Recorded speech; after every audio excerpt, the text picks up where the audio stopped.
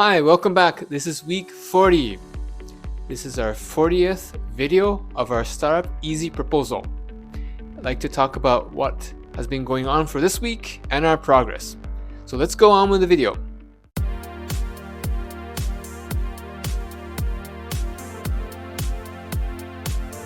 So if you've been following our videos, we've missed week 39. Since 39 was very slow and there's not much progress on the week, I've combined 39 and 40. I think this is the first time I combined 2 weeks together in a video, but I hope that works.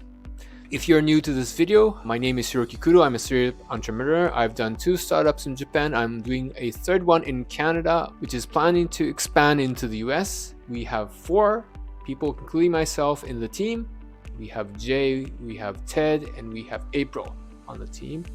Our startup is to help companies apply for government projects. So there are these RFPs, requests for proposals, on websites such as we are in Vancouver. Vancouver City has their own website for bidding, for sending the proposals for each project. And there's a site for provincial level and there's a federal level. That applies also into the US. Each state, each city, each municipality, I'm getting better at saying this word, municipality has their own website to list their RFPs, requests for proposals. These projects are on the website for companies to apply. We are here to help companies apply. If you're new to this channel and you're interested in startups or understanding how startups are founded and create services, please subscribe to our video. We are close to 300 subscribers, so if you could subscribe, that would be great. And also, if you can give a like and share this video, that would be awesome. When you're talking about applying for a project, there's several phases. One phase is actually find the opportunity. So you would have to go to all these websites and figure out which project would fit your company's expertise. So doing this also is time consuming. A lot of companies who haven't applied to government opportunities, government projects, especially have a tough time finding the right project. So there's a lot of pain here, but it's not that much, especially if the company has been doing this for a while. They've figured it out. It's not perfect, but they figured it out using existing services. Now, the larger pain exists in preparing the proposals, which we initially were trying to avoid going into because we thought this was much more complicated, much more difficult of a task. Preparing proposal, preparing all the information, quotes and whatnot for the proposal would require a lot of industry-specific knowledge. Let's say you're applying for a water treatment project, you would need to know what equipment you would need, what sort of labor you would need to get this project running, how many people you need, what will be the budget to actually finish this project properly, what will be the risks, etc. And if you're not a professional in that industry, in that area, you would have no understanding of, okay, ballpark figure, like how much this would even cost. You would know what equipment you would need to prepare to get this project done. You would need how many team members to bring about to get this project finished. So we felt that we were not prepared to help companies prepare their proposal. But talking to a company that is in the waterworks, water refinement industry, we found that there's a specific niche that they were having trouble with. And that was to prepare their assumption, to prepare their quote. So when they would apply to a project, this doesn't have to be a government related project, it could be a private project as well. But they would say, hey, okay, for this project, we would need like equipment A, B, C. And we would need 2 for equipment A, 3 for this, all that. When they were creating the quote, it will be a mix of equipment that they originally have, that they produce, and then they'll have to procure equipment from companies, from other companies, from suppliers.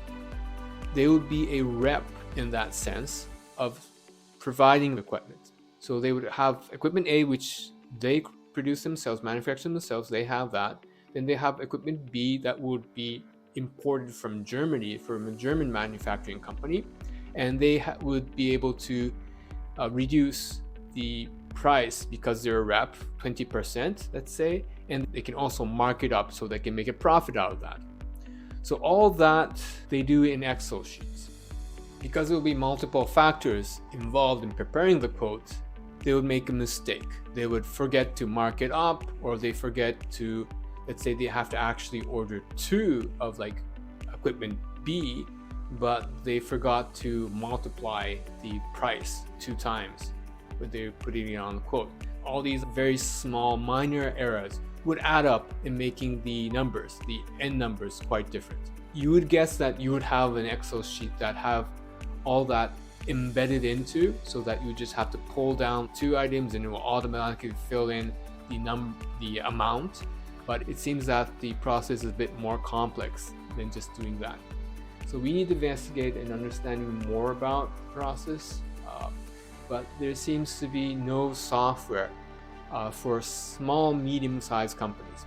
There seems to be software for large companies, ERP software available for this type of preparing quotations, but not for small, medium companies.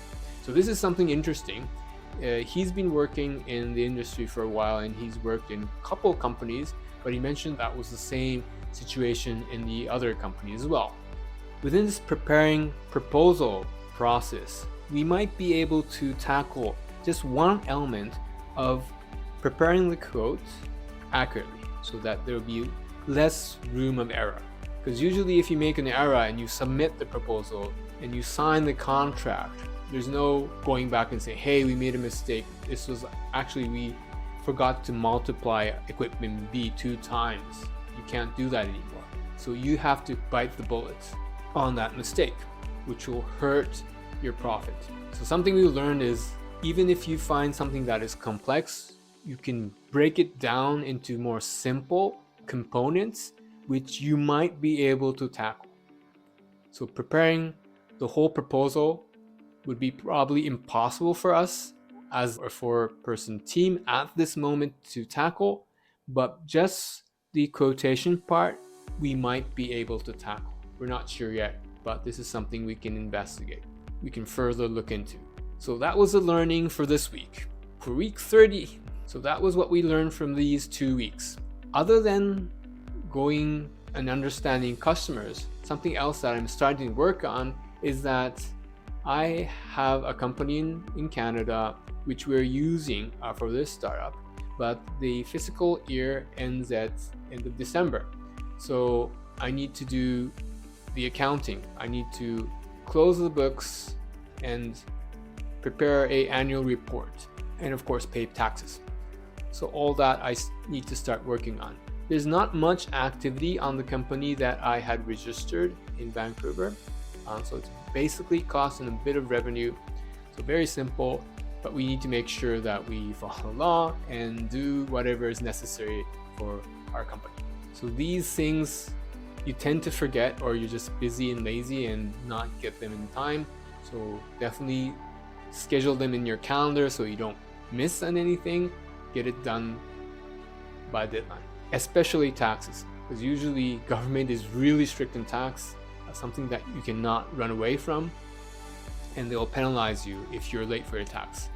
And for some conditions, if you're late and you don't pay tax, they might shut your company down entirely or freeze your accounts, your bank accounts. So you don't want to end up in that situation. So make sure you do all that's necessary to file tax, pay your tax properly. That's it with this week. Thank you for watching this video to the very end. And if you're a startup founder or you're interested in starting a startup, please subscribe to our channel. We produce videos pretty much every week to display our progress, and so that we can learn together what it is to be a founder of a startup, and to explore and to find and to create a new business. So if you're interested in that sort of content, please subscribe. Please like our video. That would be very encouraging. I think we're close to 300 subscribers. So if you haven't subscribed and you could, that would be great for us. Thank you very much. and I'll see you in the next video. Bye.